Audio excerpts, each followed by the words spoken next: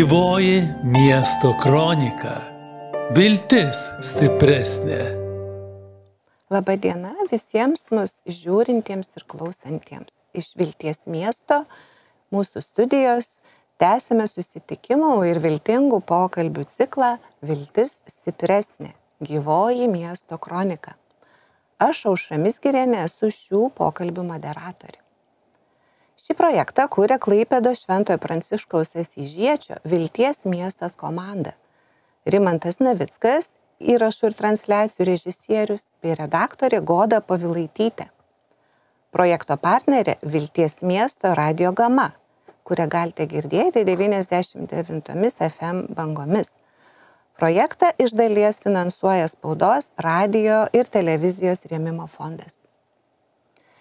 Viltis stipresnė, gyvoji miesto kronika. Tai yra susitikimų su žinomais mūsų krašto ir visos Lietuvos menininkais, mokslininkais, tyrėjais, visuomeniais veikėjais. Tai ciklas, kuriame mes norime pakviesti mūsų pašnekovus ir klausytojus atkreipti dėmesį į viltį, skelbti viltį, kuri yra stipresnė už nusivylimus ir abejingumą. Šio sezono pokalbiuose mes kalbėsime apie tikėjimą, tikėjimo praktikavimo tikrovę, iššūkius, apie religijos svarbą, apie jos reikalingumą. Galbūt religija šiais laikais yra atgyvena, galbūt jinai jau nyksta, galbūt tikėjimo nebereikia šitam mūsų mokslo išsivystymo laikotarpyje, ne? O kogi trūksta, kad atgaivintume ir dar galbūt labiau galėtume skleisti tikėjimo kultūrą? Bandysime kalbėtis apie tai.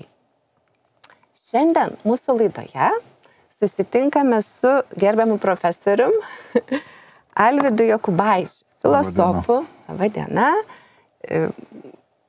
Gerbiamas Alvydas yra filosofas, pirmiausiai turbūt, ar ne, galėtume atsakyti. Taip pat Vilniaus universiteto dėstytojas, jūs dėstote filosofiją universitete. Taip? Jo, aš universitetas šiaip labiausiai turbūt politinė filosofija. Ir jūs esate profesorius, ja, ir humanitarinių mokslų daktaras. Taip.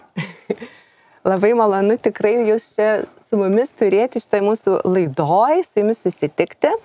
Ir žinau, kad šalia jūs tiesiog nedarbo universitete ir kunigų seminarijoje.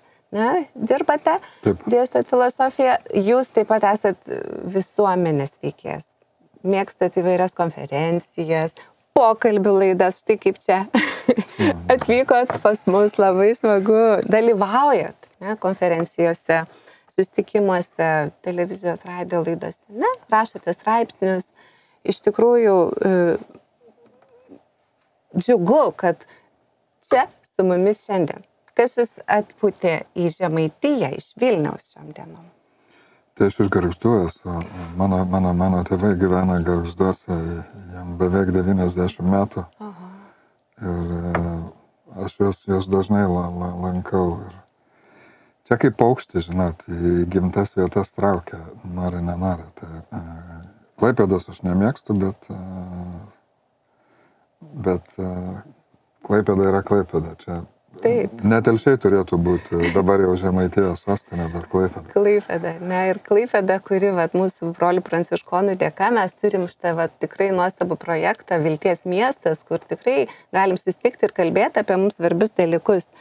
Ir kaip minėjom, šiandien mūsų tema tikėjimas ir religija.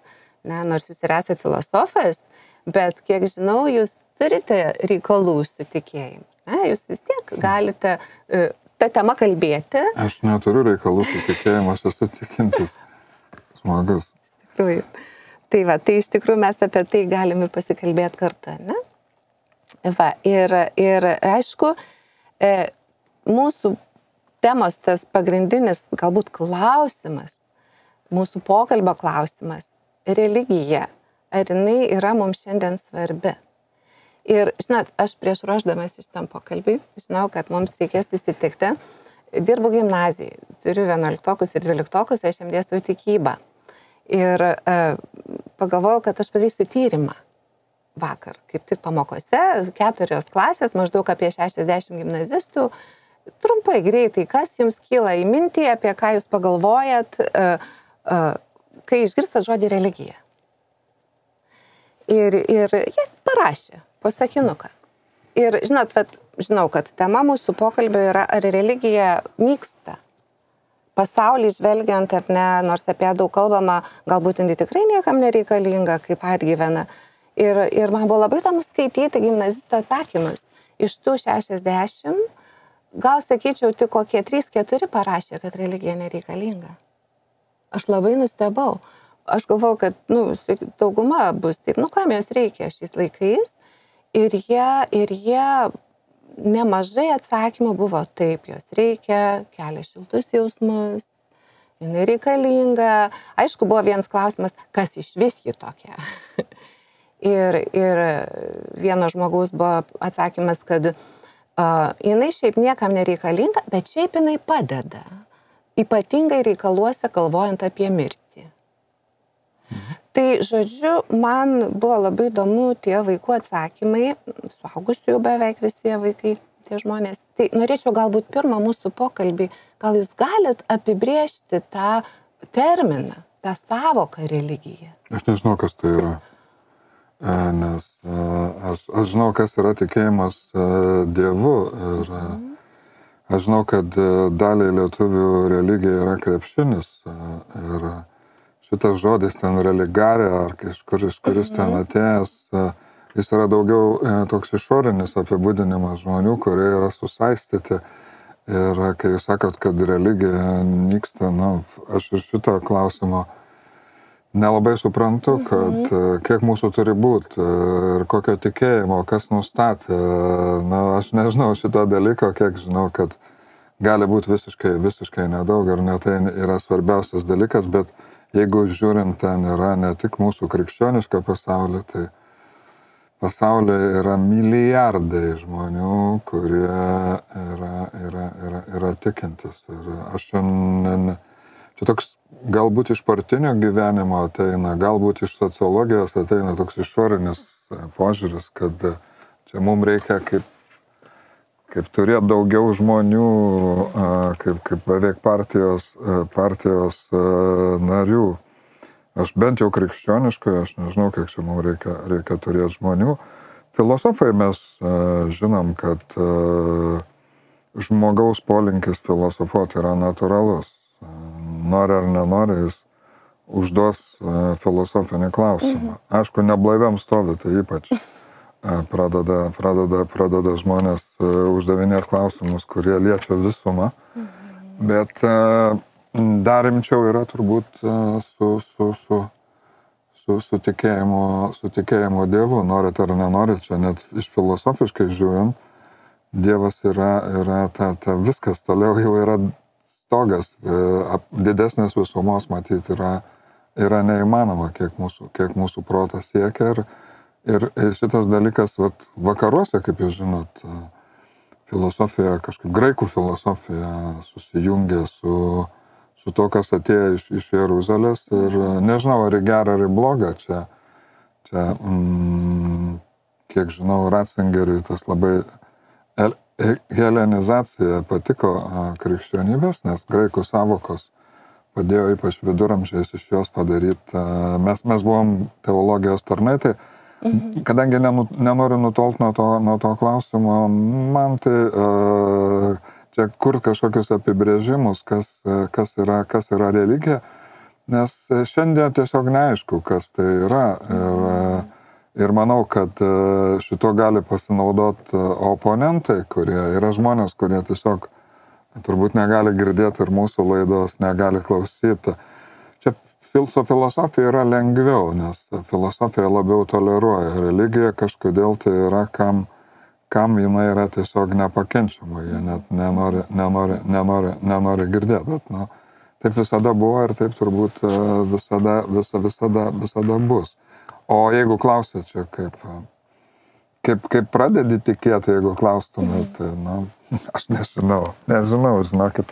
Nes jeigu papasakočiau, kad aš čia Palangoje priėjau komuniją ar kitką, ten mokiausi kitką, Šiandien aš galėčiau čia nesėdėti ir nesakyti to, ką sakiau. Taip, kad sociologinis aiškinimas, man atrodo, kad iš čia nelabai tinka, nes jis bando pasakyti, kad čia iš aplinkos, iš visuomenės kažkas atėjo. Iš tradicijos kažkokios. Iš kažkokios, iš kultūros.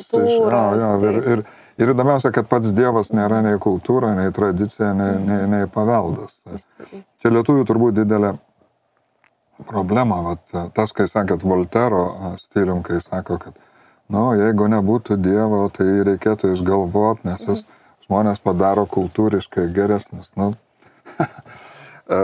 Manau, kad čia jau yra visai kito pobūdžio klausimas. Taip, nes tas tikėjimo pati, mes turėtume gal labiau eiti, ar ne, sakot, Dievo patirtį, ne, Dievas kaip patirtis, ne kaip kultūra, ne kaip kažkokie tai, religiniai rėmai.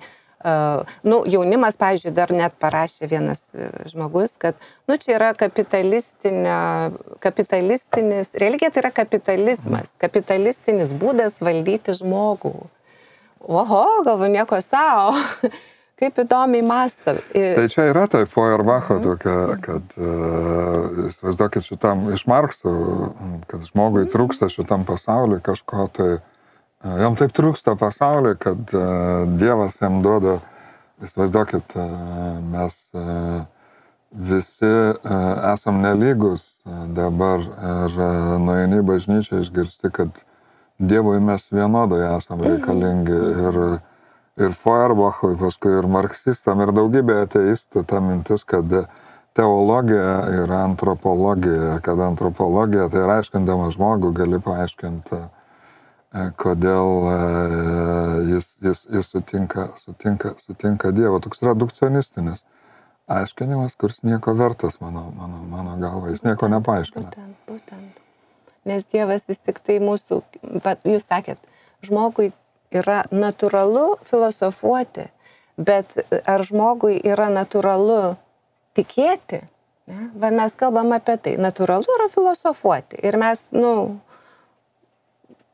įgimtai mąstom, ne, apie aukštesnius dalykus, apie tai, ko mes nesuprantam.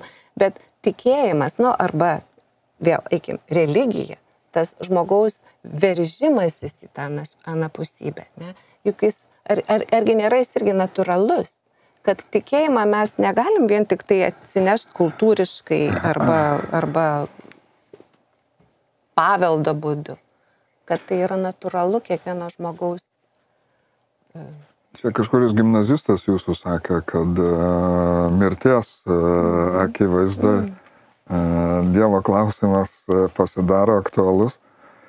Turbūt jis pasidaro aktualus todėl, kad šiaip lengviausia įrodyti sielos nemirtingumą yra, nes ir dabar mes jos nematom, jinai empiriškai yra nefiksuojama, bet mes esam vieningi ir tas pagrindas, ant kurio kiekvienas iš mūsų yra, tie visi įvykiai, ta visa studija, kur mane yra, tuoj už valandos jos nebus, visą tai išsisklaido.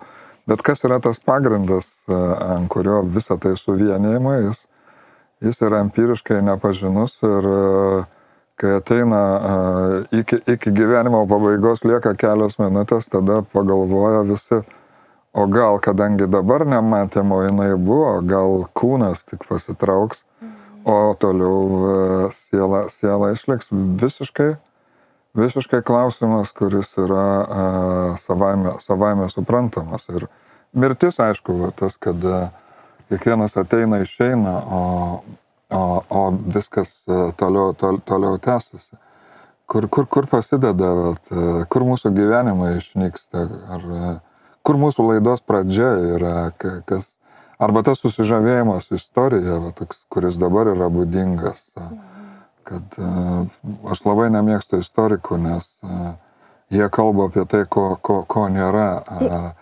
Arba ten iš kitos pusės, kai istorikai kalba, ten Lietuvos tūkstantmetis, ten įsivaizduokite šaltinį, yra kelios nuorodos apie tai, kaip jie atskaičiuoja tą pirmą Lietuvos paminėjimą, o galite įsivaizduoti ten Kristaus mirtis ir prisikėlimas, Naujajam testamente yra aprašyta, čia sakyta, kad ten matė daugybė žmonių Ir čia kažkaip įdomiai, vat šituo šaltiniu reikia tikėti, o šituo šaltiniu, net iš istorinės pusės žvelgiant, o šituo šaltiniu reikia netikėti. Aš manau, kad, ką čia norėt su lietuviais, ir ypač čia Žemaitijoje būnant, mesgi 1, 3, 8, 7 įžengiam į šitą pasaulį. Jūs galite įsivaizduoti, čia, jeigu pavėluotum į mokyklą tokiu dideliu laiku į pamokas, tai tavo trimestrą neužskaitytų, nes labiau pavėluot beveik čia Europoje buvo neįmanoma, bet ir labai sunku įeiti. Aš neįsivaizduoju, kaip reikėjo, kai lietuviai tapo krikščionim, paaiškinti, kas yra sąžinė, paaiškinti, kas yra nuodėmė, kas yra atleidimas. Galite įsivaizduoti, kiek laiko reikia, kad šitos dalykus pradėti suprasti. Iš kitos pusės ta lygybė, kuri yra iš tikrųjų bažnyčia, ten profesorius stovi šalia paprastos kaimo materialės ir kas jos galvoja, ten sunku pasakyti, bet mes esam lygus, visiškai lygus. Ir tas, kuris ten yra parašęs daug knygų, neturi jokio pranašumo. Tai daugybė dalykų, iš tikrųjų, aš čia kaip tik Šiluvoj prieš savaitę kalbėjau, kad mes tiesiog nesuprantam. Lietuva yra padaryta visai civilizuota iš krikščionybės. 1, 3, 8, 7. Mes gavom ir graikų filosofiją, krikščionis, kiek ją atnešė čia. Mes gavom Romos visą patirtį ir gavom Jeruzalę. Tokį turtą turim. Trigubą. Jo, trigubą, nes romėnai iki čia nepriėjo, graikai išvis per toli buvo, graikų filosofija irgi, nemanau, kad visgi krikščionybė geriau gyvena Lietuvoje, mano galva, dabar negu filosofija. Filosofija toks kaip kyvis. Šitas galit parduotuvėje matyti, bet aš nežinau, ar Lietuvoje kas kyvius augina. Man atrodo, turbūt neauga. Taip.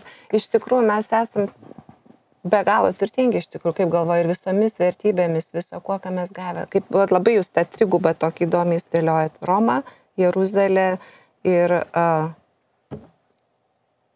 visa graikų kultūra visa atėjo pas mumis tam trigubam, tokiam trigubą dozę, visa tokia. Šiaip tai sunku, kaip mokiniu iškart,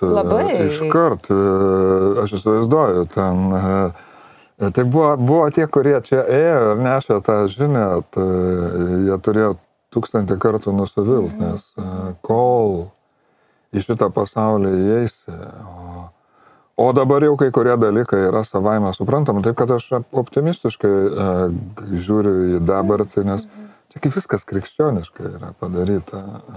Mūsų genai, galim sakyti, ne, Lietuvos. Nežinau, dėl genų. Dėl genų nežinau. Genai kultūros, ta prasme, taip. Greičiausia siela, kas yra savęs supratimas, žmogaus supratimas. Net tas, kad mokyklose kažkodėl tai dvasingumas dabar ten siejamas yra bent mano laikais su literatūra, su menu. Iš kur tai? Iš kur ta pastoracija, įsivaizdavimą, kad kažkas vis vien turi rūpintis žmogaus sielą. Iš kur tas supratimas, kad yra tas vidinis žmogus iš Pauliaus, kad yra dvasinis žmogus, ne iš Renesanso menininkų čia į Lietuvą atėjo. Tikrai. Manau, kad... Ir tai, kad tie gimnazistai, iš tikrųjų, jie kalba tikrus dalykus. Jie natūraliai pasako tai, kad tikėjimas, religija yra svarbu. Jie natūraliai, nors jie tarsi protu, sako, ne, čia ne, dar vienas žmogus prašė. Religija tai tikėti dalykais, kurie yra neįmanomi ir man tai yra, sunku suprasti, bet religija reikalinga, nes duoda viltį ir ypatingai mirties akivaizdoje. Nors aš taip pagalvoju, tai yra labai nepatogu galvoti apie mirtį. Šiandieninė visuomenė nelabai mėgsta galvoti apie mirtį. Nes mes ilginam gyvenimą. Religija kas? Į anapusybę, tai kas po mirties. O šiandien, mums reikia labai, kad viskas būtų saugu, patogu, kad tik mes nemirtume. Kad laidotuvės trumpiau truktų. Nu, nu, tai... Bet aš noriu pasakyti, jinai neišnyks. Mirtis nuo to neišnyks. Turite omeny, religija neišnyks. Ir mirtis, pirmiausia, mirtis neišnyks. Ir toliau vieną naktį nubudęs Tūlas Klaipėdietis visas išprakaitavęs klaus, kas čia vyksta. Nieko nesuprantu. Nenoriu sakyti, kad būtinai ten galės nueiti pas psichoterapeutą, bet įeiti šito pasaulį, kadangi kalbam, kuris yra krikščioniškas, tai nežinau, kaip tie įėjimai vyksta. Čia nėra turbūt vieno, bet ko nėra kaip įėjimo į bažnyčią. Čia daug. Iš filosofinės pusės, tarkim, jūs atsakot filosofas, tada mes galvojam, aš, pavyzdžiui, esu patyrus gimnazijos su tais vyresniais mokiniais, kad jiems ateiti į tikėjimo supratimą, tos dalykus apie Kristų, apie tikėjimą, apie tikėjimo reikalingumą, geras kelias yra per filosofiją. Ir ypatingai per tą gėrio, grožio, tiesos, sampratų suvokimą, kad Dievas iš tiesų tai yra tas gėris, grožis ir tiesa iš didžiųjų raidžių. Ne? Jis yra pats gėris, pats grožis, pati tiesa. Ir tada per tuos kampus aš taip esu pastebėjus, kad jaunimui yra lengviau prakalbėti apie Dievą. Bet jie, žinokit, aš noriu pasakyti, kad kadangi aš matau pirmo kurso studentus universitetą, ir jeigu jo sutiktų Sokratas ir nedaug Dieve Platonas ir pradėtų uždavinėti savo klausimus, tiesiog, žinot, kaip jūs sakėt, tas paprastas, iš ko atsirado vakarų pasaulis, kai Sokratas ten klausė turgui Kretingos, klausyk, šita gėlė graži, tiesa, graži, o kas yra grožis?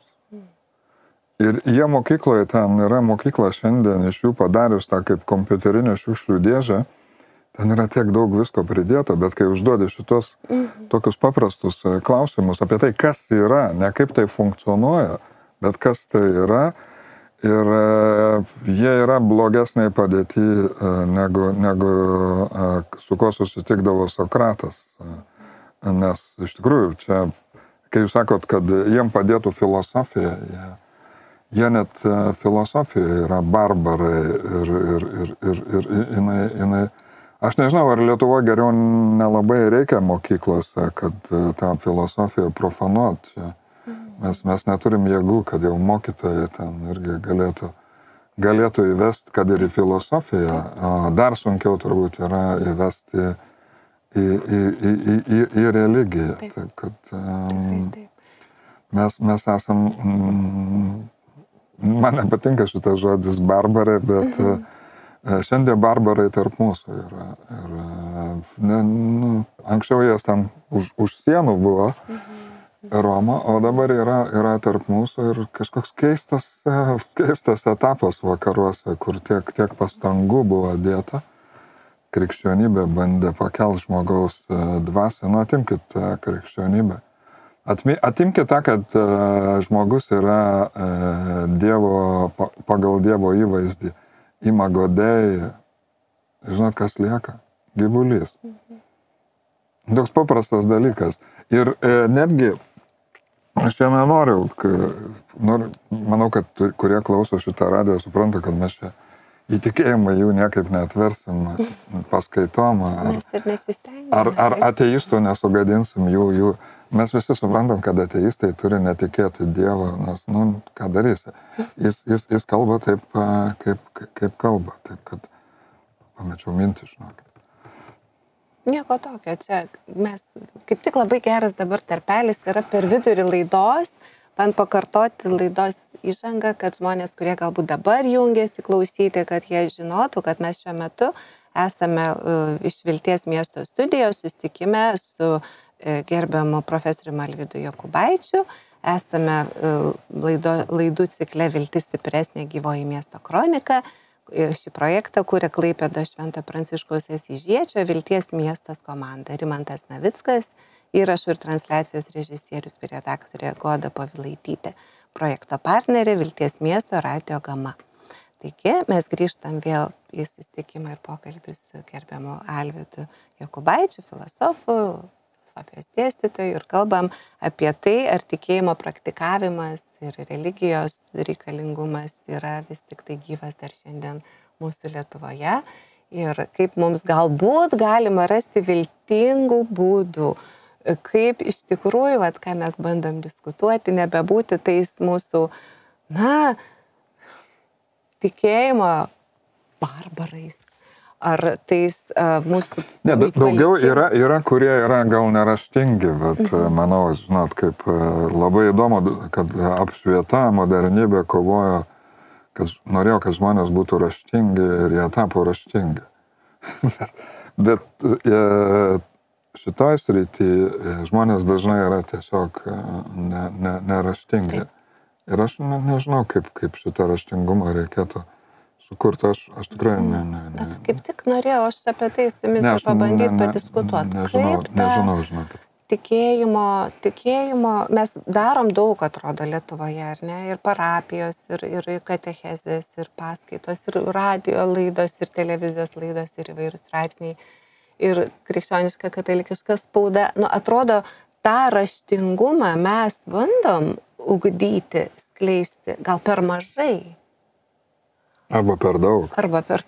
Nežinau, kad tikrai ne mano jėgom, nes čia gali pereiti į propagandą, gali pereiti į reklamą ar kažką tokio, o dalykas greičiausiai paprastas, kol vieną dieną žmogaus, kol jis nesusitinka, pasakykime taip, vidinis žmogus, kai jūs sakėt, kad yra daug, ten visi mano pramanų, fikcija, religija yra kaip neįmanomų dalykų. Nieko savo, kas laisvę matė. Laisvė yra neįmanomas dalykas, empiriškai niekas nėra matęs, bet jeigu mes nepripažintume laisvę, šiandien teismai negalėtų vykti. Mes su jum net nesikalbėtume čia studijoje, nes mes būtume daiktai. Tai, bet man atrodo, kad viskas, aš nežinau, aš negalėčiau kurt bažnyčios, man užtenka tos, kuri yra sukurta. Man tikrai keista, net čia dabar žinot tą istoriją, kad popiežius Pranciškus pasakė apie Ukrainą ir... Apie Rusiją ir Ukrainą. Jo, Ukrainą ir Rusiją, tai nežinau, žmonės, kurie iš tikrųjų ten nėra susijęti, pavadinkim, su popiežiumi, jos labai kažkodėl tai jaudina šitas dalykas. Ir čia toks irgi net laikmečio, pastebėkit, maišymasi. Popiežius yra monarchas. O mes gyvenam demokratinėje visuomenėje, tiesiog perkelia visi tas savokas, kad tarytum aš būčiau rinkęs ir jis turi man atsiskaityti, ką jis pasakė. Aš nerinkau jo ir mes taip nedarom. Jį renka mūsų aristokratai, renka kardinolai ir net politinis mąstymas. Tik niekam nesakykit, kad tik liktų tarp mūsų, nes lietuviai, kai jie gyvena demokratinėje visuomenėje ir tie, kurie yra katalikai, jie yra iš tikrųjų monarchistai, nes popiežius yra monarchas. Ir tas toks, kad kas Sovietų sąjungoje nervino sovietinę valdžią čia Lietuvoje, nes sostinė yra Maskva, bet dvasinis lyderis sėdi Romoje, tuo metu kapitalistinė Italijos valstybė ir niekaip nebuvo galima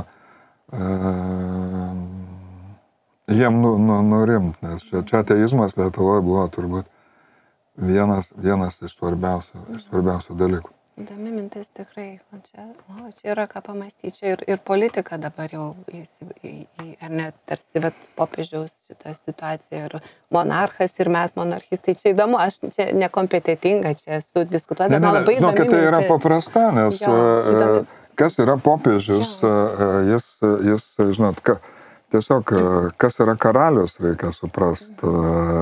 Karalius yra visiškai kitaip negu demokratinė visuomenė, kur visi įpratę dabar jeigu jis kažką perskaitė, jam nepatiko, jis būtinai parašys kokį komentarą į Delfi. Šlykštų.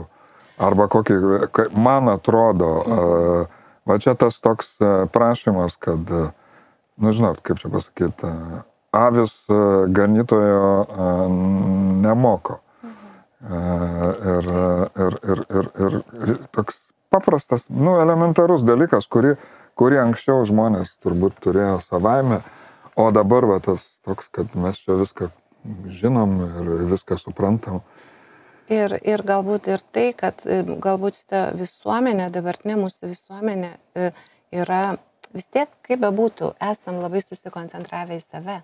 Ir toksai mano patogumas, mano saugumas, mano laisvė, visa, kas yra man patogu, man, kaip aš matau, aš, ne? O iš tikrųjų mes girdim, juk apaštalas Paulius irgi sako, jeigu gyvenu, tai gyvenu dėl Kristaus, dėl viešpaties. Jeigu mirštu, dėl jo mirštu. Ir tik jis, ne, yra tas, va, mano idealas, tai dėl ko verta, ne. Ir mes tarsi esam kaip maži vaikai tada, ne, mano, aš noriu būti saugus, aš tikrai nenoriu dėl kito. Ir galbūt va čia ir yra mūsų problema ir mūsų tikėjimo, nenoriu aš sakyti žodį nykimo, jis neišnyks, kaip sakėt, religija irgi neišnyks, kaip ir mirtis neišnyks, ir mūsų veržimasis į tą anapusybę, jis niekur nedings. Bet galbūt mūsų negebėjimas šiandieniniam pasaulyje gyvenant dėl kito gyventi, ne, kaip Paulius sako, dėl viešpaties, ne. Ir paklusti, tarkim, ir šventajam tėvui, ar kažkokiam, tai, vat, sakykime, autoritetui dvasiniam, ar pačiam Dievui, ne. Nes tai nepatogu. Bet žinot, juokingiausia yra tas iškreiptas pavydalas, kurį galima matyti šiandieniniai mūsų kultūrai. Gal aš klystu, bet staiga visi ten rūpinasi klimatu, rūpinasi ten Afrika, Lietuvoje, rūpinasi Amerikoje.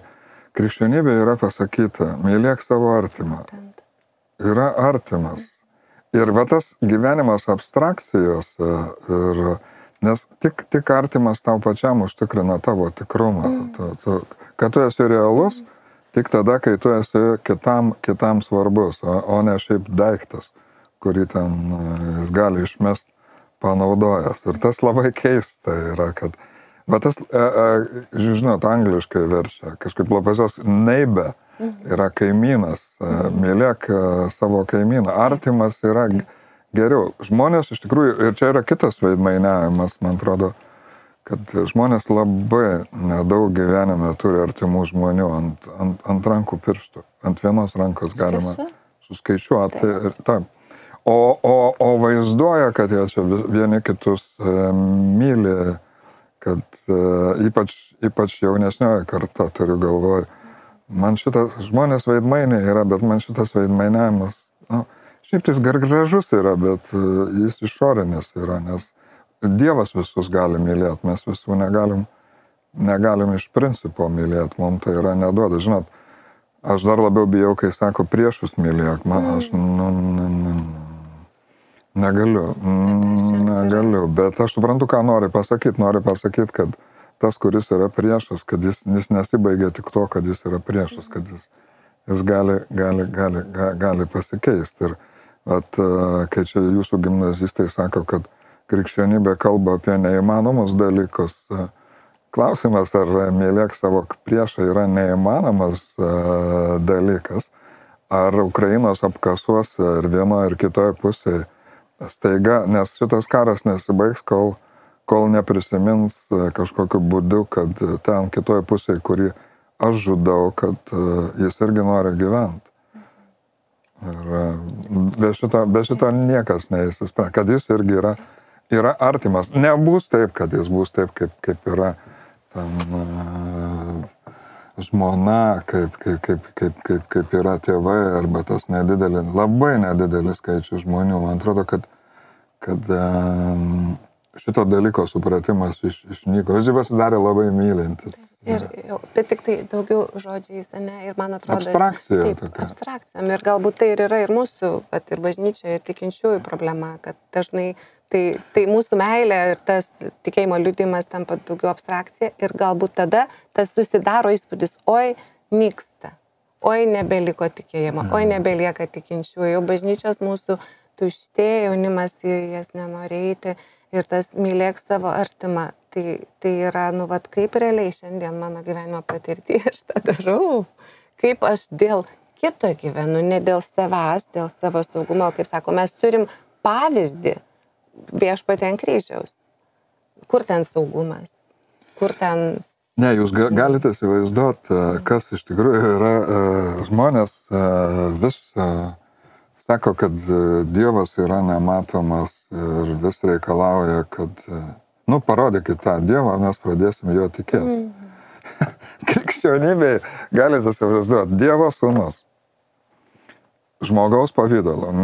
Nebūtas dalykas ir niekur daugiau nei vienoje iš tų didžiųjų religijų nėra buvę. Dievo sūnus, kuris aiškiai sako, kad tik jis yra matęs Dievą, niekas daugiau nėra matęs. Rezultatas.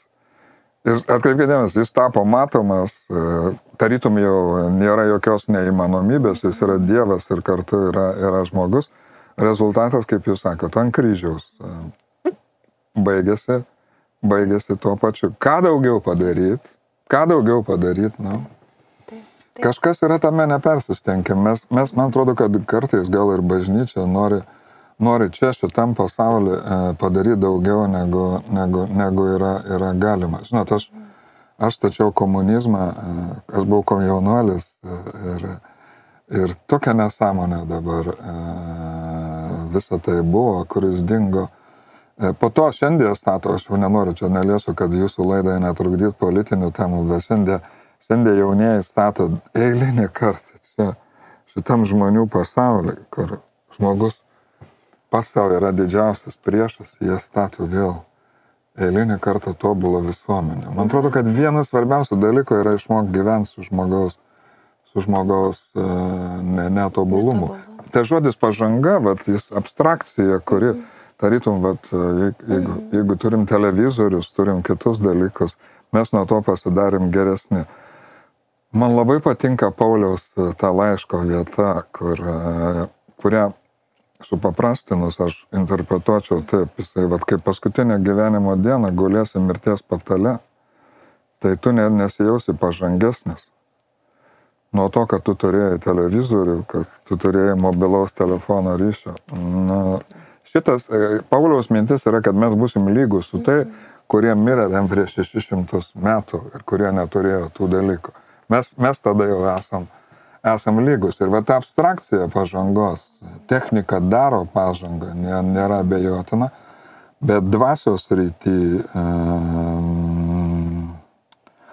jeigu čia ateitų dabar į šitą auditoriją, įeitų Platonas ir sakytų, Jokūbai, eik iš čia, aš išeičiau, nes jis yra Platonas.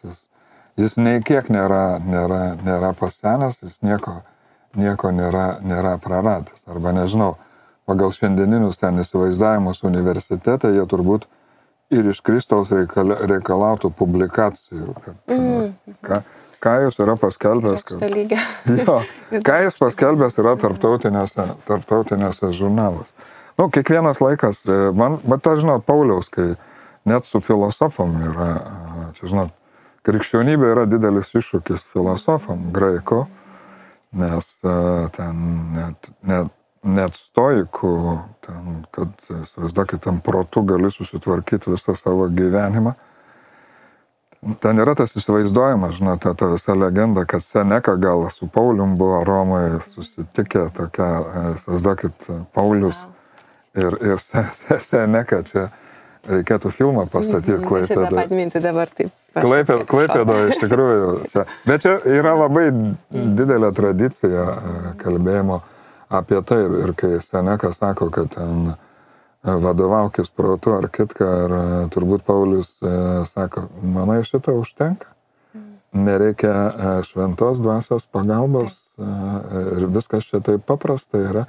Ir tas susitikimas buvo tikrai, Pauliaus yra apaštalų darbuose, Aeropagė, ten Atenose, jis labai įdomus yra. Ten irgi, jeigu čia Klaipėdoje statysit filmą apie apaštalą Paulių, tai šitą sceną ten irgi... Žiūrėjau, operatoriais gal padės mums tokį filmą. Jo, pastatys dar vieną nevykusį filmą, kur apaštalą Paulių vaidins ten, kas...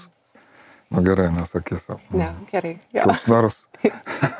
Geras aktorius. Jo, koks nors geras aktorius.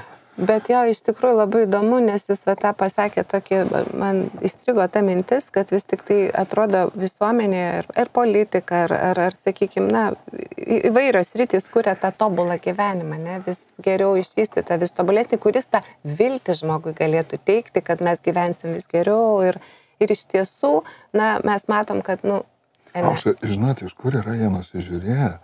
Šiandien visuomenėje vaikšto ideologijos, girdėjot? Ten yra liberalai, socialistai, nacionalistai. Tai yra copy-paste nusižiūrėta iš krikščionybės. Taip apie jo, nes Jie susikūrė savo tikiu, tokį banalų, tokį buką, primityvų. Ir visi deda pastangas dabar, kad čia kažką pritraukti savo tą partiją, kad skleis savo tikėjimą. Jie turi tikėjimo išpažinimą. Mano, kad šitą pasaulį jie gali pakeisti. Įdomiausia, kad jie mano, kad jie žino tiesą. Va čia tai man įdomu yra. Kokiu pagrindu jie žino tiesą. Kai net pačioje pradžioje ir net tas klausimas buvo, kas yra ta tiesa. Net tai demokratijai, va šitas klausimas, kurį uždavė Poncijus Pilotas, ten, kur yra, šiagi klausimas apie dabartinę Lietuvos visuomenę, kas yra tiesa. Jeigu viskas yra reliatyvu, nes Pilotas ir matė ten. Šiaip tai, kai ten tas momentas, kiek jūs geriau tikrai išmanot šventą raštą, bet tas momentas, kai Poncijaus Piloto matosi nervai nelaikė, bent jau iš Jono Evangelijos, jis mato, kad jis nekaltas yra. Gal jis keistuolis yra jo romieniška vaizduotė, bet to žmona ten, atsimenu, sako, kad sapnavo ir tas kitas dalykas. Ir jis tada, jis kaip politikas jau čia, išsprendžia šią problemą, kaip Romos valdytojas, bet vidiniai jis mano, kad jis yra nekaltas, bet politikoje dažnai yra taip daroma. Ką darys, reikalauja. Ir kada žiūrima pradžioje, kai mes pradėjom kalbėti, kai jūs klausėte apie religiją, kad atseit yra reikalinga, kad šitą visuomenę jinai padarytų geresnė, toks utilitaristinis naudojimas, toks Aleksis de Tocquevillis, kuris parašo knygą apie demokratiją Amerikoje, jis aristokratas, turbūt iki šiol geriausia knyga apie demokratiją Amerikoje yra. Ir jis pavadinimą? Jo, apie demokratiją Amerikoje, 19 amžiaus vidury, jis ten pusę metų buvo Amerikoje, fantastiška knyga.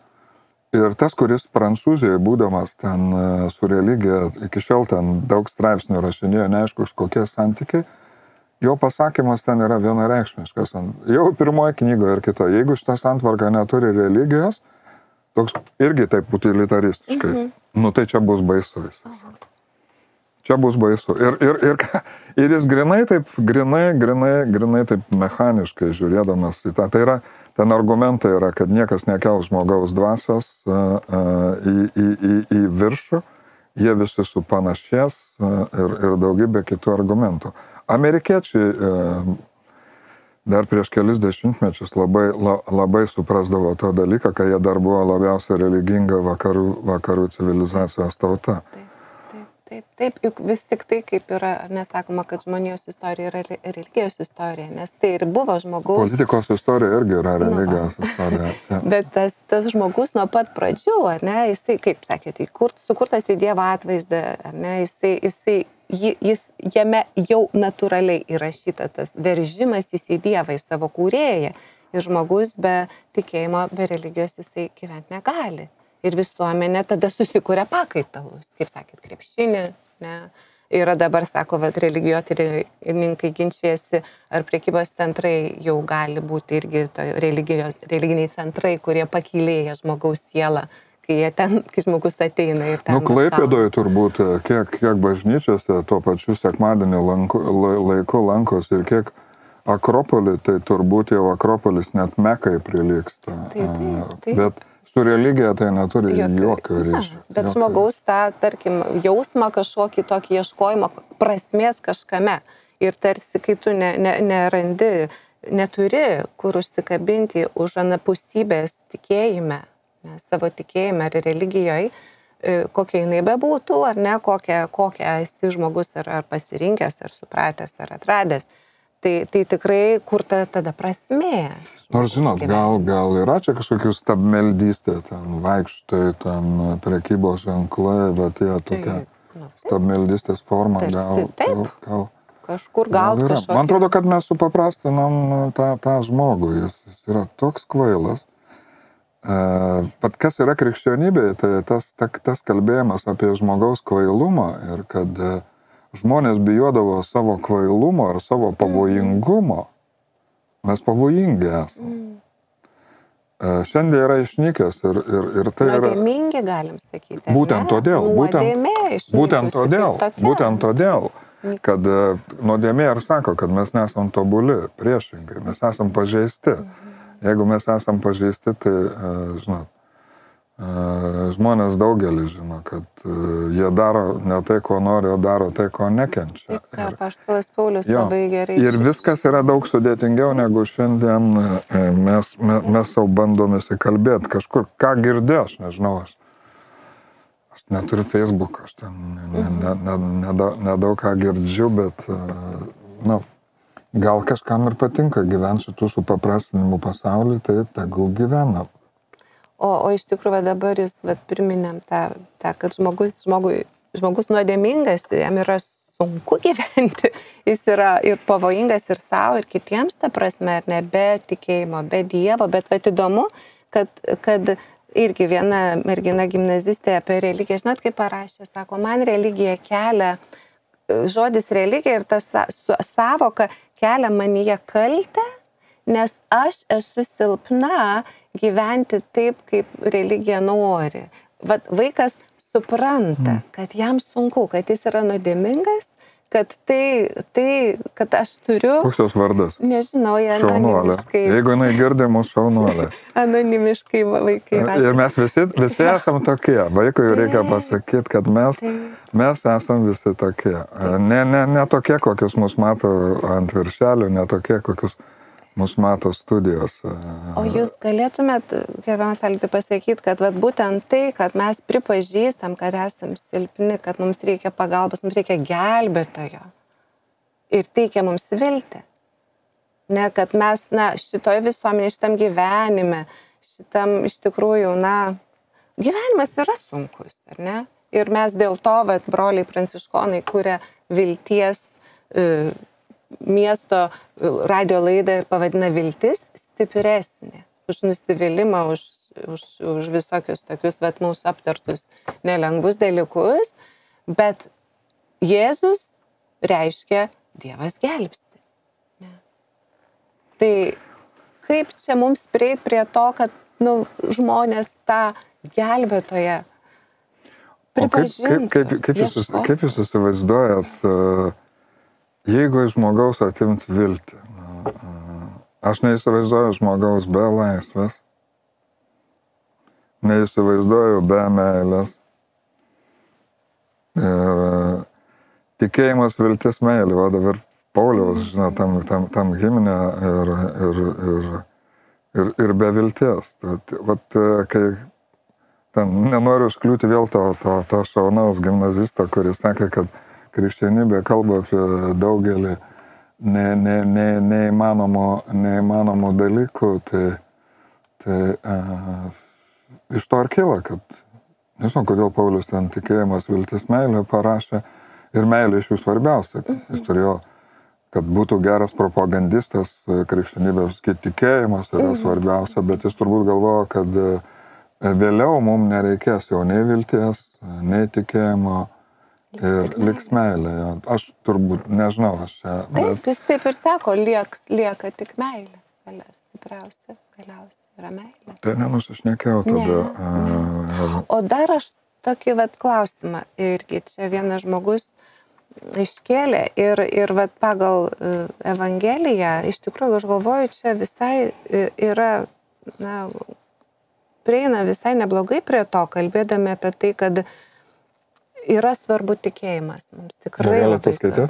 Jo, ir aš paskaitysiu tą Evangelijos vietą ir klausimą. Vat štai yra iš Luko, Evangelija pagal Luką, 6 skyriaus nuo 43 eilutės. Nėra gero medžio, kuris megztų blogus vaisius, nei vėl netikusio, kuris megztų gerus vaisius. Kiekvienas medis pažįstamas iš vaisių. Nuo usnių niekas nerenka figų, o nuo erškėčių neskina vynuogių. Geras žmogus iš gero savo širdies lobyno ima gerą, o blogasis iš blogo lobyno ima blogą. Jo burna kalba tai, ko pertekusi širdis. Ir klausimas būtų toksai, kaip jūsų manimui, štai šiuolaikiniam žmogui, kuris gyvena ir humanizmo ir mokslo išsivystymo laikotarpį, tiki mokslu. Kaip suprasti šitą vietą? Ar šie žodžiai gali suteikti viltį žmonėms, kurie galbūt, mano, kad pakanka būti gerų žmonių? Oi, labai paprasta. Kaip suprasti, turbūt, jeigu mano įsivaizdavimu. Čia, kaip sakė, nuo usnies nenuskinsi figų. Ir nuo mokslo reikia tiesiog jau sustabdyti. Jis ten, kur prasideda praktinis žmogus, kantiškai, taip tariant, kur prasideda praktinis protas, kur prasideda žmogus kaip moralės subjektas, jis yra net pavojingas, jis yra nulis. Jis niekada kaip usnis neduos figos. Iš jo reikia rodyti pagarbą ten, kur jis iš tikrųjų kai ką gali. Yra vietų, kur jis nieko negali pasakyti apie moralę, mokslas. Taip, jis kalba apie tai, kas yra, jis tyria tai, kas yra, o ne tai, kas privalo. Medžiaga tyria, ne materija. Kas privalo būti, tai yra ne jos rytis, čia atskira didelė tema. Ir aš manau, kad aš čia kaip filosofas kantiškai galiu pasakyti šitą, kad Kantas irgi sakė, kai įžengiam į praktinio proto sritį, tai jau yra ne teorinio proto, tai yra ne mokslo sritis. Man atrodo, kad mokslas jau pridarė daug bėdų, kai daugybė žmonių pradėjo jį imituoti savo moraliniuose poelgiuose. Gimnazistai jūsų turbūt sako, ne aš tave myliu, bet gal pagyvenkim kartu, paeksperimentuokim. Jaučiat, iš kur tai atėjo, tai atėjo iš mokslo.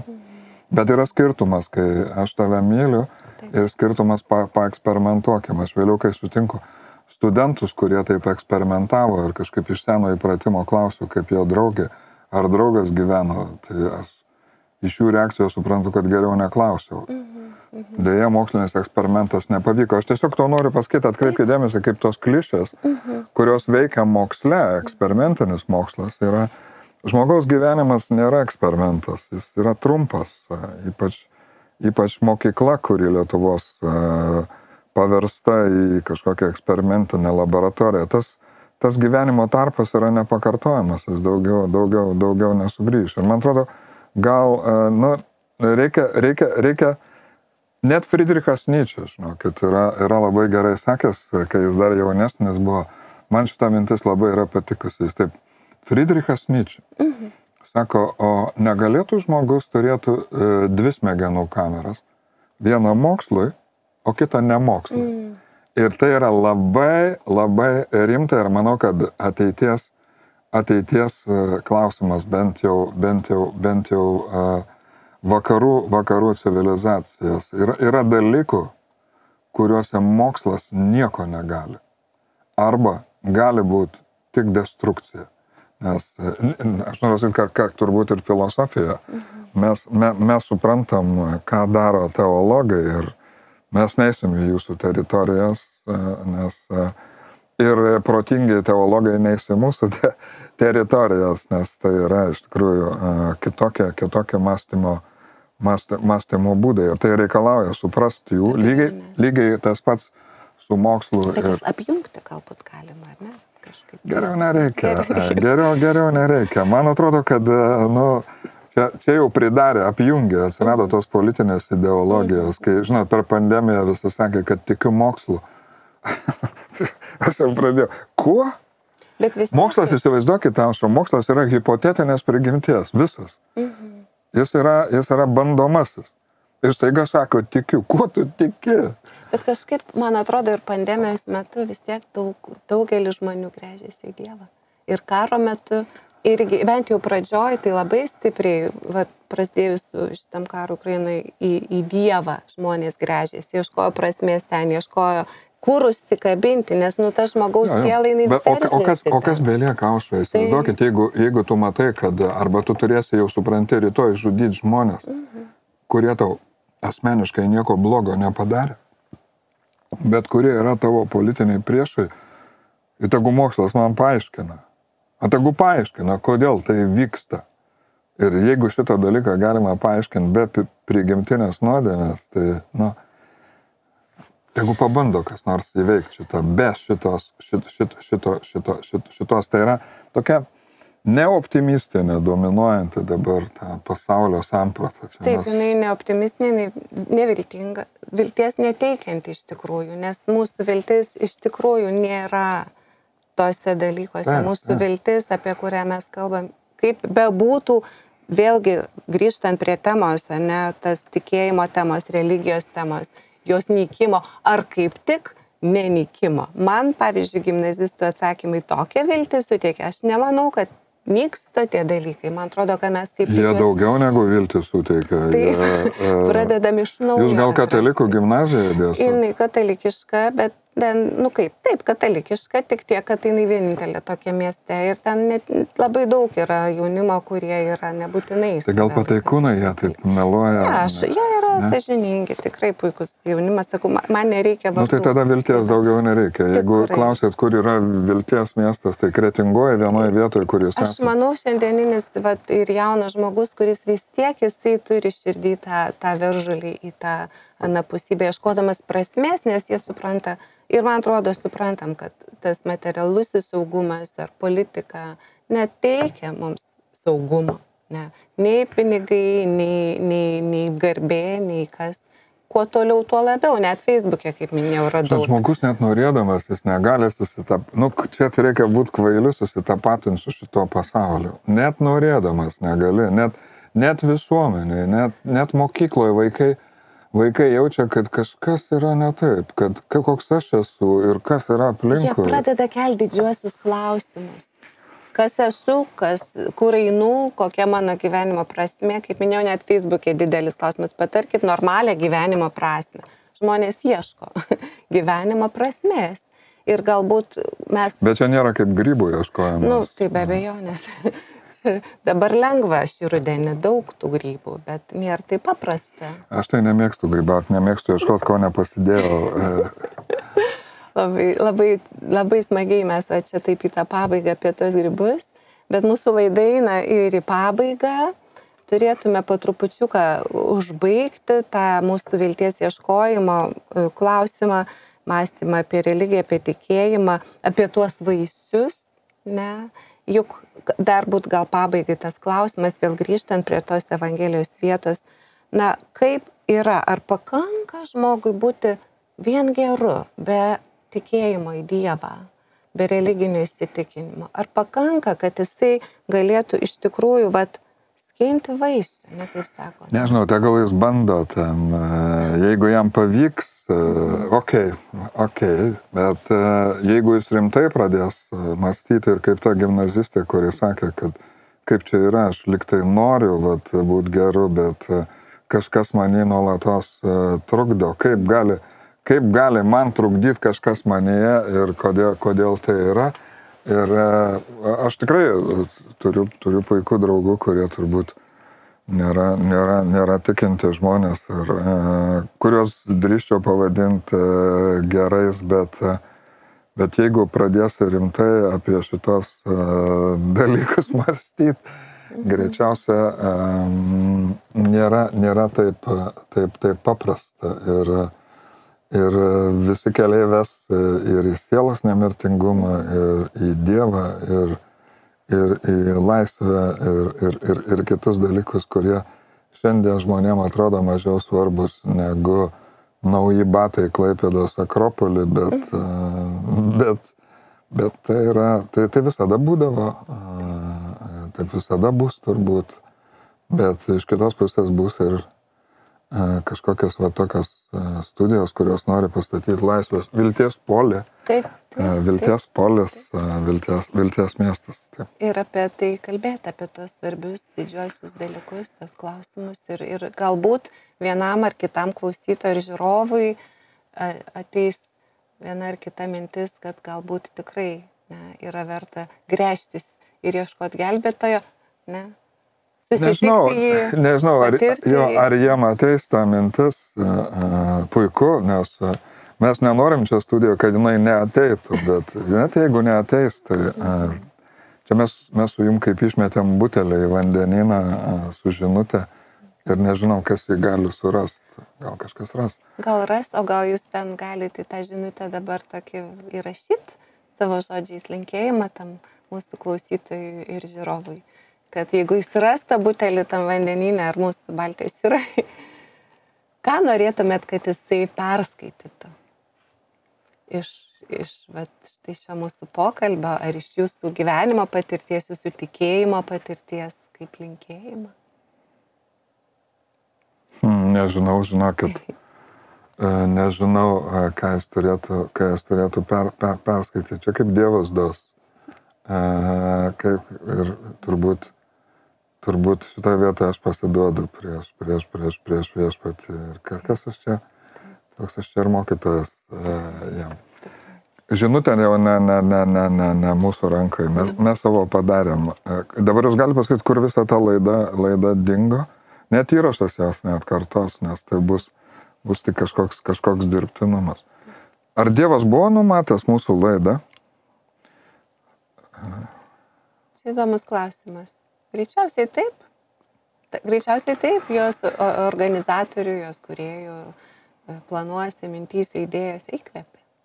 Ir mes čia susitikom ir tikrai ačiū Jums labai, kad buvote kartu, kad atvykote iš Gargždų, iš Vilniaus ir mėlyms mūsų klausytėms ir žiūrovams. Noriu pasakyti, kad šį projektą, kurį mes šiandien dalyvavom ir kūrėme Viltis stipresnė gyvoji miesto kronika, kuria Klaipėdos Šventojo Pranciškaus Asyžiečio Vilties miestas komanda. Rimantas Navickas, įrašų ir transliacijų režisierius bei redaktorė Goda Povilaitytė, projekto partnerė Vilties miesto Radio Gama. Projektą iš dalies finansuoja Spaudos, radio ir televizijos rėmimo fondas. Su mumis šiandien laidoje buvo gerbiamas Alvydas Jokubaitis ir aš, laidos moderatorė Aušra Miskirienė. Geros dienos, sudiev. Sudiev. Viltis stipresnė.